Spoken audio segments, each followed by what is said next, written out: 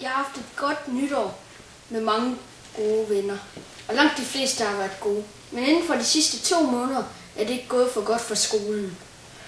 Vi har haft en lærer, der er sygemeldt, fordi hun har været til en operation. Dermed har hun været væk i hele 2 måneder cirka. Skolen har mistet 300.000 kroner. Skolen har ikke fyret nogen lærer. De har heller ikke taget det fra os børn, men fra undervisningsmaterialer. Og det har gjort, at til for eksempel design får vi ikke så meget brug for i glas, i træ og i andre ting. I Danmark har vi været gode til fællesskab, men vi har også været gode til at forsvare os mod terrorisme.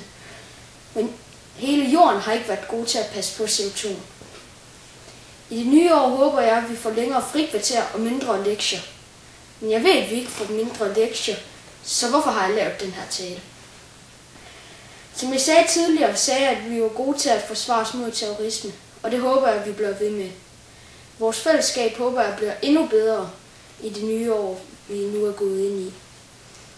Jeg håber meget på, at vi bliver bedre til at passe på vores natur, bruge mindre CO2, og at vi bliver bedre til at bruge solenergi, vindenergi.